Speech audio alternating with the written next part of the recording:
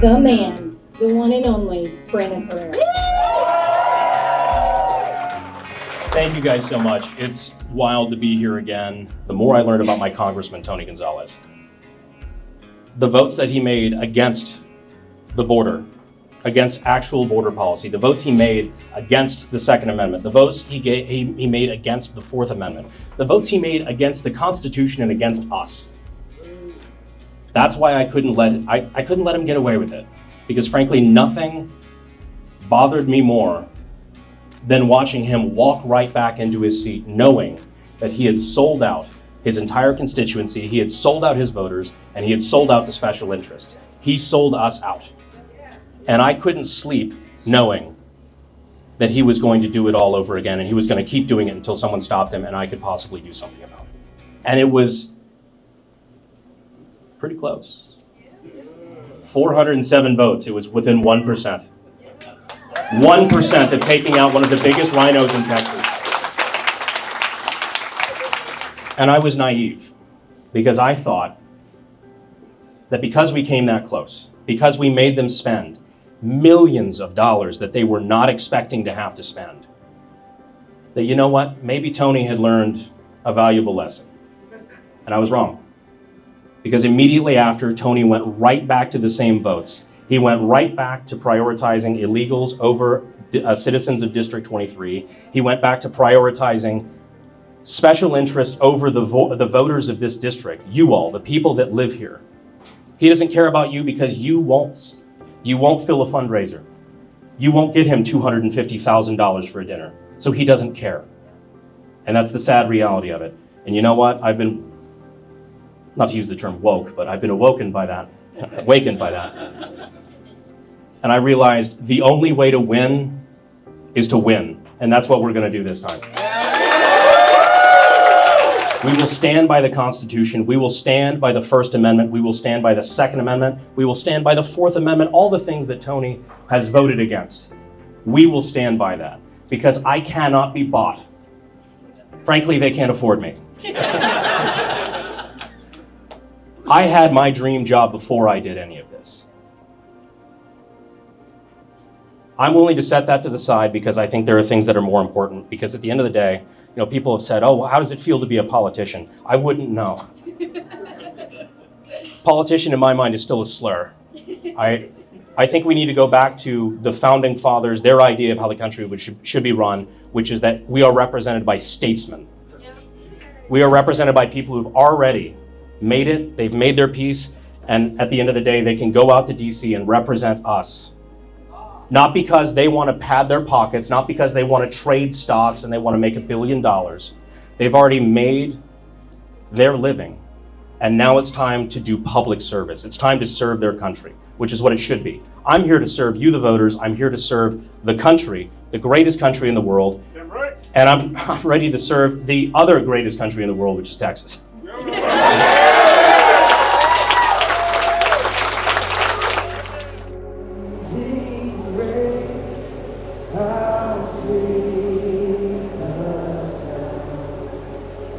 By show of hands, how many people here knew Charlie personally? How many people here have met Charlie before? Now, by show of hands, how many people have been impacted or inspired by Charlie? Charlie absolutely was one of the ones who very openly and proudly walked the walk that he talked. He's an incredible human. And they couldn't beat him in a debate, so they killed him. And we have to remember that. And there's a lot of big emotions running high. I know I felt angry, I felt sad. I know everybody is feeling the same thing this last few days. But we have to take that and turn it into resolve. We cannot be silenced. We have to be bigger and stronger and more bold than ever before.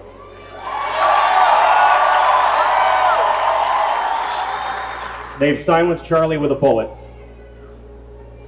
That microphone has been dropped. And it is the responsibility of every single one of us to pick it back up, to not be silenced, to stand stronger than ever. We will not go away. We will pick up that microphone and we will carry it and we will be louder than ever because that's what Charlie would have wanted and that's what America needs. Thank you, guys.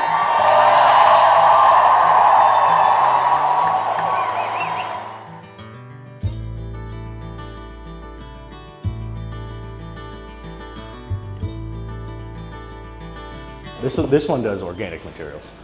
So Really? Okay. It'll do leather, wood, acrylic, doing a bunch of cases for Far West, local company that's got contract with military and police. This is the biggest laser that we've got. So it's actually 52 inches. This is how we would do. We've done a lot of military conference room tables. Mm-hmm. Laser welder, I don't know if you've seen those. Yeah. But that way we can demo it in here. Far above my pay grade. But that's just, what we're able to do between coding and engraving. So we've done both the lava feature and then a cracked earth. So it looks like desert. We paint it so it looks like desert floor. Some pigments, glow in the dark. It's cool looking though. But because it folded up, it's compact. Tron seemed like the thing to do at a trade show. We'll put a black light on it and it just glows. To me, that's just really cool. Well, Bright in Texas, they're barbecue guns. No tactical advantage at all, but you got to show everyone at the barbecue. We'd love to get involved with something, engrave something inspired by your run and see what we can do.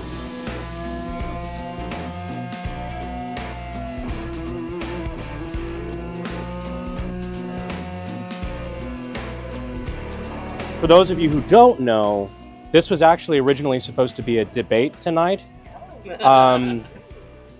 I think you guys reached out to Tony Gonzalez's office. Did he reply?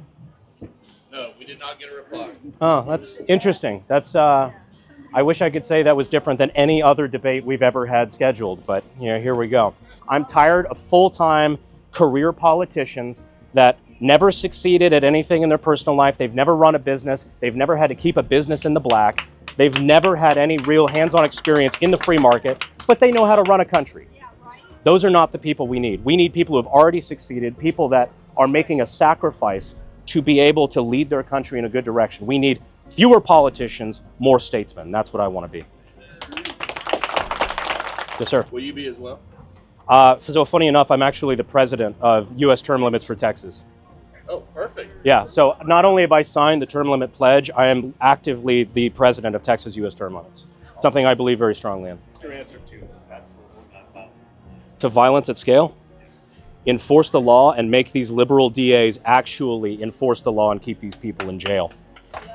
This stuff, you can have as many laws on the books as you want, right? It doesn't matter. If you're not enforcing it and you're not keeping these people in jail when they commit violent crimes, they're gonna get back out and they're gonna stab some woman in the neck on a subway. Those are the people you need to go after.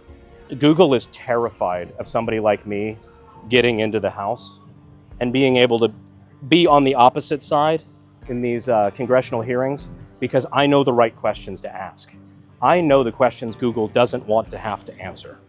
And so those are the things that we want to go after. Because right now, unfortunately, with the average age of the people in Congress, they have no clue.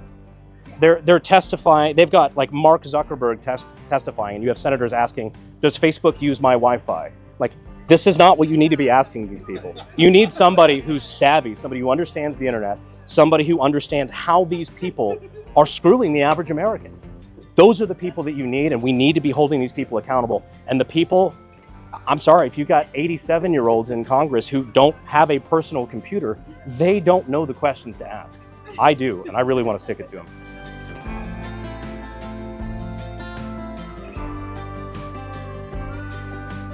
I want a government that's big enough to handle the essential duties that it owes its citizens, but small enough that I can drown it in my bathtub. And eminent domain is one of those things that really rubs me the wrong way, where you have the government's ability to come in without your consent. What is it? You draw from the consent of the governed. Without your consent, they can force you to sell your property. Are there times where that makes sense as a civilized society? There's an argument to be made. But I think a lot of times people get lazy with it. I think they're being lazy until somebody actually holds them accountable. They're just gonna do the easy route and say, no, your land is mine now. Oh, you don't like it? Ah, tough. And that's just the MO of the government, unfortunately. And unless people actually get informed about it and stand up and do something about it, they're gonna continue to do it. there's a nuanced take here that I think I have, and people get confused when I say that I don't think we should be paying for all of Israel's stuff all the time. And they think, oh, so you support Hamas. Like, no, I hope they get burned to the ground. I just think that the United States is so terribly, deeply in trouble when it comes to our national debt. We shouldn't be spending billions of dollars on any country that isn't the United States. I don't want to see a single cent of taxpayer money go outside the United States until we have paid our debts down. It's not a hateful thing either. They're like, oh, you hate Israel. I'm like, no, I don't hate my neighbor just because I don't want to pay his power bill. If they want to buy rockets from us, let's sell it to them. If they want information that we already have, cool. If you want us to spend, as a country that has no money, we are deeply in debt. We're spending hundreds of billions of dollars a year just to service the debt we already have, with no plan of getting to net neutrality. You're crazy. Like, I don't think we should be spending, while there are homeless vets in the United States, while our kids are almost certainly indebted to debt slavery for the rest of their lives, if we do not reverse course on this, we shouldn't be spending a single cent of taxpayer dollars on anything that is not either an investment or right here in the United States, preferably both. You've got good answers to a lot of the questions here, and I'm super impressed. I appreciate that. That means a lot. You know, I hate to sound polished. Hopefully that's not what that means, but there was a lot of learning that took place in personal life, business, and again, learning and running and doing this all the first time, figuring out what worked, what didn't, what I needed to do, what I needed to get better at. And this time we're all in. I think we all know what we have to do. We have to get a bad Republican, a rhino Republican out of office and get somebody good in. And I'm willing to put my money where my mouth is, literally, figuratively, and everything between. We won't leave anything in the ring this time, and we're going to take them out. So those were just a few of the things that we got into across the district this last month.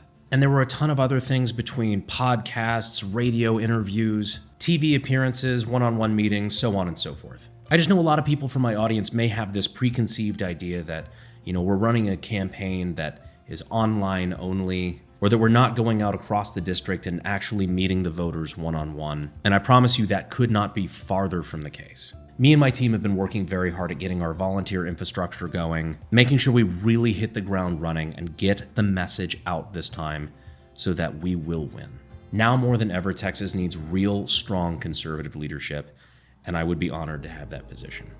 If you live in the district, we can't thank you enough for showing up to stuff like this. The enthusiasm is fantastic and everybody really feels the energy there. Thank you to our amazing team, our staff, our volunteers. You guys truly are the ones who make this all possible. And thank you to you, the viewer, who's following along and giving us the ability to do what we do.